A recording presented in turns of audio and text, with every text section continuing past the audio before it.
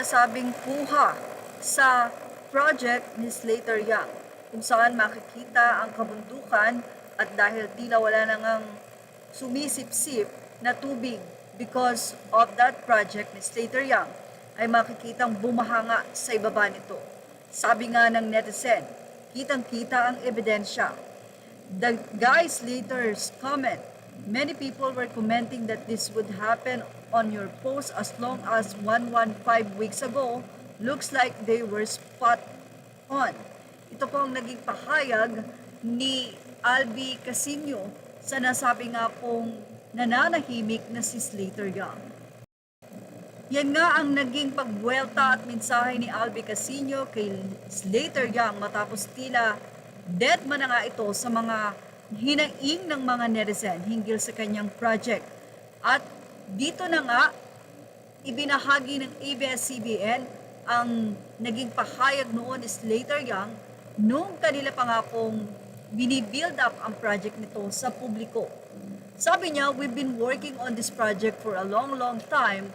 Our team is composed of dedicated architects, a lot of engineers and sustainability experts. We went through about 300 revisions just to make sure that we build this according to the best practice possible.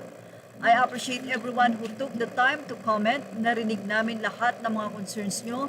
We continue to engage even more expert groups and environmental advocates to look over our plans, and our goal here is to listen. Kaya naman sagot ni Albi, check comments. I thought you were listening to feedback. Seems like you're awfully quiet now. Bad that guys later.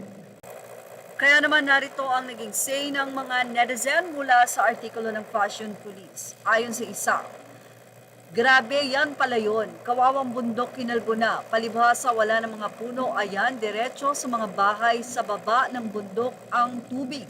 Buti pa nung 80s to 90s may total lagba ng Pilipinas. Imbes na progress, regress ang nangyari. Hindi ba kayo familiar sa Cherry Hills tragedy? Yung sobrang ulan din ang nag-cause ng landslide. Natabunan ng buhay ang mga residente doon, kasama ng mga bahay nila. Sinisisi yung geological location doon dahil sa slope yon.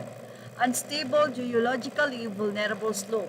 Parang ganyan, secondary na lang ang ulan.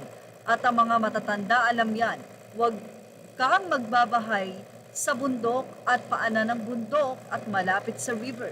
2025 na pero parang mas nawala ng common sense sa mga tao ngayon.